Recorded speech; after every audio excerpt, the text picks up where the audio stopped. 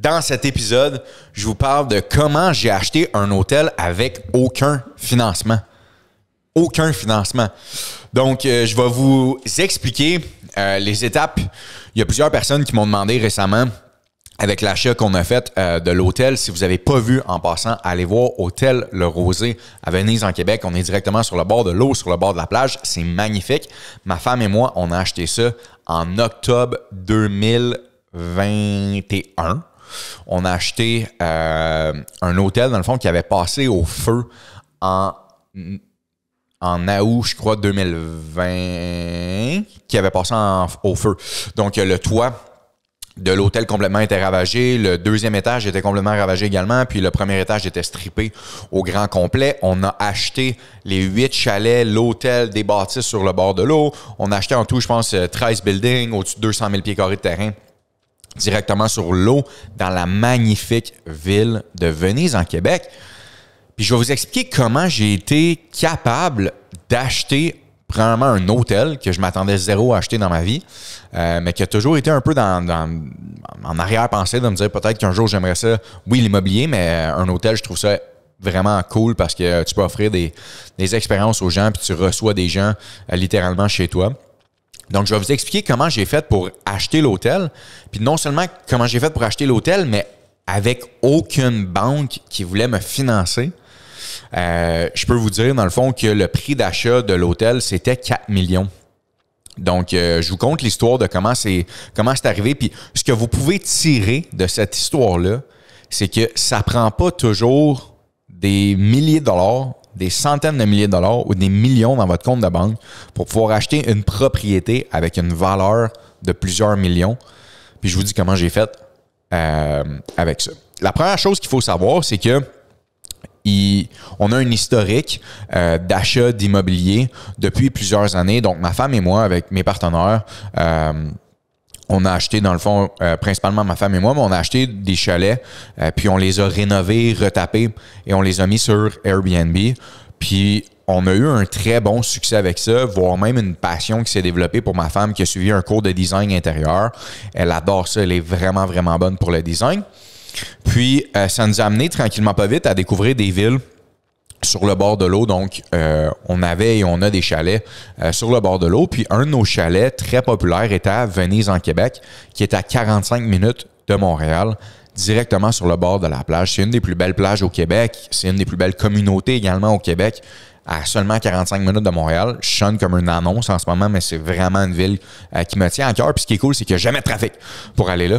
Donc, je trouve ça vraiment bien comme ville. C'est une ville qui fait attention. Les gens qui sont en place à la municipalité là-bas aussi, ils pensent vraiment aux résidents avant de penser juste à eux. Donc, c'est vraiment une belle place. On a tombé en amour avec cette ville-là parce qu'on y allait quand même assez souvent pour le Airbnb qu'on a mis. Puis, en mettant cette propriété, un chalet qu'on a acheté juste avant la pandémie, on a acheté un chalet à un très bon prix. On a fait des rénovations, on l'a strippé au complet. Puis, on l'a mis sur Airbnb sans s'attendre vraiment à savoir qu'est-ce qui allait se passer. Puis, honnêtement, les résultats qu'on a eus ont été phénoménaux. L'emplacement, la ville, tout ça l'a aidé vraiment beaucoup. Puis nous, veut pas, à force d'y aller, on est tombé en amour avec l'endroit, avec la ville. Puis moi, le soir, quand mes enfants sont couchés, puis je réponds pas à des emails ou à des messages textes, ben ma femme puis moi, on aime ça aller sur Centris puis regarder qu'est-ce qu'il y a à vendre comme propriété, le marché s'en va où, est-ce qu'il y a des deals à faire, est-ce qu'il y a des trucs à aller chercher. Puis pour mes amis qui me connaissent depuis longtemps, j'aime ça faire ça aussi des fois avec des skidos, des trucs quand même. J'écris, tu sais, des fois du monde sur Facebook Market qui vous dit le malade, il m'a écrit 500$ pour un item à 10 000, c'est moi. Fait que des fois sur des skidos, qui est ma passion de motoneige avec mes chums, on s'envoie des trucs. J'essaie de bargainer des deals. J'aime ça faire ça le soir. Donc, je fais pas ça temps plein, là, on s'entend, mais quelquefois, je trouve ça, un, drôle, puis deux, des fois, tu peux ramasser vraiment des bons deals. Donc, je fais la même chose des fois sur Centris en me promenant, en regardant le marché vers où ça se dirige, puis également de voir s'il y a des bons deals à faire. Adriana, notre dernière, dans le fond, enfant, Myriam était enceinte, elle allait accoucher bientôt. Puis l'histoire qui est arrivée, c'est qu'on écoutait sur Netflix la série de June Motel. Je sais pas si vous avez déjà regardé, je vous conseille fortement d'aller voir. C'est deux filles, dans le fond, qui décident de retaper un motel à Sauble Beach, en Ontario, qui est vraiment une belle place sur le bord de l'eau également. Puis on a écouté l'épisode, on s'est clenché tous les épisodes dans la même soirée. On s'est couché vraiment, vraiment tard. Puis à un moment donné, Myriam, dans le fond, ma conjointe, elle a dit « ça serait fou d'acheter un hôtel puis de faire ça. » Puis moi, en cachette, je me suis mis à aller sur Centris puis aller regarder s'il n'y avait pas des hôtels à vendre. Ben, dans le fond, la vie te donne toujours ce que tu as envie, right? Ben, il y avait un hôtel à vendre à Venise, en Québec, dans la ville où on était en amour avec notre Airbnb, que je ne savais même pas.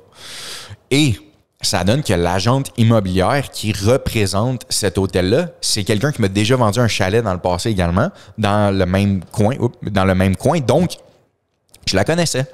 Mais en cachette, j'écris je dis à Myriam, hey, regarde, il y a un hôtel à vendre, tu sais, à Venise, en Québec. Elle est comme, oh, wow, mais tu sais, oublie ça, le prix qu'ils demandent. Puis c'est tellement de job. Fait que, en cachette, dans le fond, j'écris à la courtière immobilière. Puis je lui envoie un message, je dis que j'aimerais ça aller visiter, j'aimerais ça aller voir. Le lendemain, je crois, ou le surlendemain, je me présente à Venise, en Québec, j'ai un rendez-vous, je m'en vais visiter l'hôtel. Puis honnêtement, arrivé là, je tombe en amour tout de suite avec l'endroit. Je tombe en amour, puis quand je dis l'endroit, pas la ville, j'étais déjà en amour avec la ville, bien évidemment, mais avec le potentiel de l'endroit. Et je vois où ça pourrait être dans les prochaines années. Je vois le look que ça peut y donner. Ma femme et moi, on adore aller dans des hôtels boutiques, donc je me dis c'est quelque chose qu'on pourrait faire. Je vois le potentiel qu'il y a, je vois la proximité de tout, je vois la piscine, les chalets, c'est un mix parce que, souvenez-vous qu'en pandémie, les chalets, c'était vraiment populaire parce que ça pouvait être un petit groupe isolé. Donc, je vois qu'il y a 8 chalets, il y a l'hôtel derrière, les chambres, des restaurants, des bâtisses, du terrain. Puis je suis excité malgré le fait que c'est une catastrophe monumentale, tu sais, parce que c'est un endroit sinistré à cause du feu. Donc, je commence à parler avec la courtière, voir, y a-t-il des offres sérieuses sur la table? Est-ce qu'il y a du financement également qui a été parlé avec le propriétaire ou les propriétaires actuels? Puis il faut savoir que les gens de Venise en Québec, c'est tous des gens qui avaient investi un peu dans l'hôtel à droite, à gauche. Puis il y avait quelques personnes clés qui avaient représenté ce projet-là. Donc, c'était un projet qui tenait vraiment à cœur à la ville puis aux résidents. Donc, je dis à l'agente immobilière, je dis, écoute, je vais faire mes recherches, je vais voir qu'est-ce qui est possible de faire. Et si il y a quelque chose à faire avec l'hôtel, je vais te revenir avec une offre sérieuse et une offre concrète. Fait que la première chose que je fais, j'appelle Myriam, je suis comme, hey ben, j'ai été voir l'hôtel, je t'avais dit que j'allais pas le faire, mais j'ai été. Il faut que tu viennes voir ça.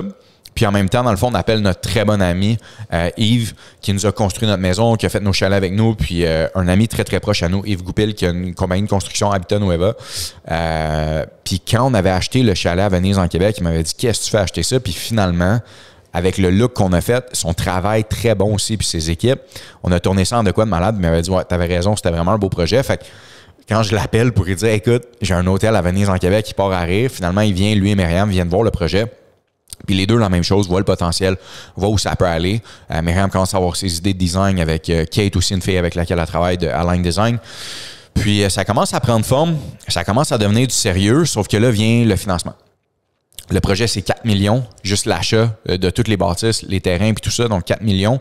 Et faut que quelqu'un finance les 4 millions, right? Puis j'estime qu'il y a environ 2,5 millions à mettre en réno, donc c'est un coût total de 6,5 millions le projet.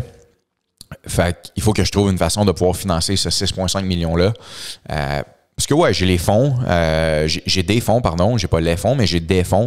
Je peux en faire une bonne partie du chemin, mais j'ai besoin de financement. Puis dans la vie, le but, c'est d'avoir le plus possible du financement, comme ça, tu es capable d'utiliser l'effet de levier puis d'acheter plusieurs propriétés, right? Fait que je commence à faire des appels à droite, à gauche, banque, caisse, BDC, certaines personnes clés. Et la réponse est catégorique avec tout le monde. C'est écoute, Colo, ce que tu nous parles, c'est vraiment, ça a l'air le fun, ça a l'air beau, mais c'est une business qui n'est pas en fonction. C'est un hôtel qui, en ce moment, est dans une pandémie. Donc, les hôtels, ça ne fonctionne plus. Et ça a passé au feu. Il y a des rénovations à mettre. Oublie ça. On se tient loin de ça. C'est pas du financement qu'on va faire. Fait que je cogne à plusieurs portes pendant quelques jours, voire quelques semaines. Puis je dois trouver un financement, right? Parce que je veux rentrer une offre d'achat, mais je veux m'assurer que le financement va suivre également puis que j'ai des portes déjà ouvertes pour pouvoir, dès que mon offre est acceptée, pour enclencher le financement. Enfin, bref, je me bute à des portes fermées vraiment beaucoup. Puis je parle avec Myriam, puis je me dis, il doit y avoir une autre solution parce que je veux l'acheter, l'hôtel. Puis le propriétaire actuel, il est pogné avec ça. Puis on m'avait fait part qu'il ne voulait pas réinvestir de l'argent et du temps dans tout ça. Donc, il voulait avoir des gens qui étaient prêts à justement faire avancer le projet puis à faire des rénovations. Fait que j'ai une idée, puis je me dis, tu sais quoi, si c'est bien présenté, puis que c'est honnête, puis que c'est transparent, je suis sûr que ça peut fonctionner. Donc, j'appelle la courtière, puis je lui dis, écoute, je me suis fait fermer toutes les portes.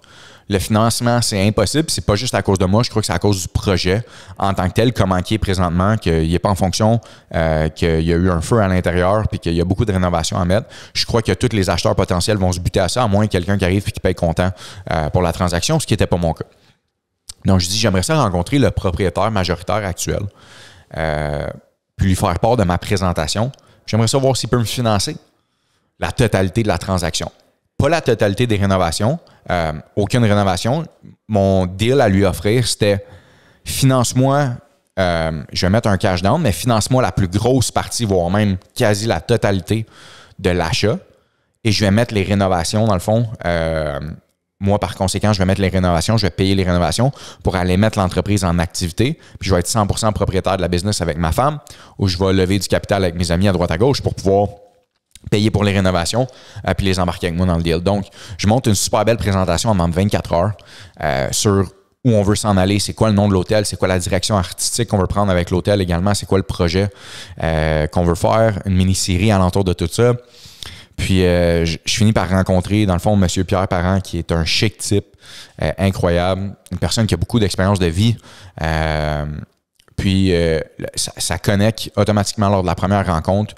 Je lui fais part de tout ça. Puis, il me revient quelques temps après, puis il me dit, la courtière me dit, Colo, ils sont prêts à te financer la totalité, dans le fond, quasi la totalité de l'achat en échange que toi, tu mettes les rénovations.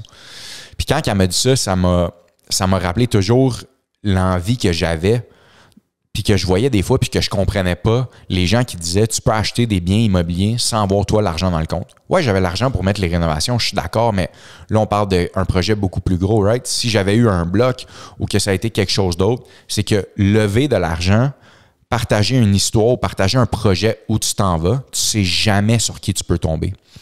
Puis moi, je suis tombé sur une personne qui a beaucoup d'expérience de vie, qui croyait en notre projet, que je ne connaissais pas du tout et qui a décidé de me financer quasi à 100% la totalité de l'achat du projet grâce à mes idées, mon pitch de vente, puis également la direction que je prenais avec tout ça. Donc, c'est pour vous conter un peu l'histoire qu'on a acheté le 27, on est passé au notaire le 27 octobre 2021, Myriam et moi. Puis avec nos amis, dans le fond, on a décidé de se retrousser les manches puis de commencer à rénover ça. Puis on a ouvert les portes le 23 juin 2022, l'année dernière. Puis l'hôtel est né qu'en croissance depuis. Et je suis en constante communication avec mon créancier, qui n'est pas une banque présentement. C'est sûr que je veux m'en aller vers éventuellement du traditionnel. Donc de l'institutionnel, pardon, puis de pouvoir bâtir une relation avec une banque ou une caisse ou quelqu'un qui va croire en nos projets futurs, parce qu'on veut faire des projets d'agrandissement à l'hôtel. On veut également dupliquer la marque ailleurs, dans d'autres endroits au Québec et voire même ailleurs. On a des gros plans pour ça. Mais c'était pour vous dire que ma petite idée dans mon salon, couché avec Myriam en train de regarder une série Netflix, nous a amené à acheter un hôtel sans aucune banque traditionnelle qui croyait en nous ou une institution financière qui croyait en nous, mais c'est une personne qui a un succès financier que je ne connaissais même pas, mais que grâce à la transaction, je me suis assis à la table avec lui puis que je lui ai partagé ma vision où je m'en allais avec ça, qui a décidé de me financer. Donc, c'est pour vous dire que des fois, la vie est faite que tu peux trouver quelqu'un sur ton chemin que tu t'en attendais pas puis que cette personne-là va te permettre d'avancer encore plus, tranquillement pas vite, acquérir quelque chose de plus, aller chercher quelque chose de plus. Et je suis très reconnaissant pour Pierre et les autres personnes également qui sont dans le deal financier. Puis, c'est quelque chose que je vais être très reconnaissant pour le restant de ma vie parce que non seulement je continue à apprendre, mais c'est des personnes qui nous aident également, qui nous donnent des conseils. Puis vous allez le voir dans un des prochains podcasts, Pierre également, ou s'il n'est pas déjà sorti ce podcast-là à ce moment-ci. Puis honnêtement, c'est pour vous dire que si vous avez un projet dans lequel vous croyez, que si vous avez non seulement un projet, mais que vous avez une vision avec ce projet-là, puis que vous le partagez à quelqu'un, vous savez jamais sur qui vous allez tomber, vous savez jamais qu'est-ce qui peut arriver avec votre projet, que ça peut se concrétiser pour de vrai. Puis qui sait, vous allez peut-être vous ramasser avec un hôtel comme nous. Fait que c'était l'histoire que je voulais vous partager. Continuez de croire en vos rêves, continuez d'avancer, continuez de partager vos trucs, puis vous allez voir, ça va y aller, c'est sûr.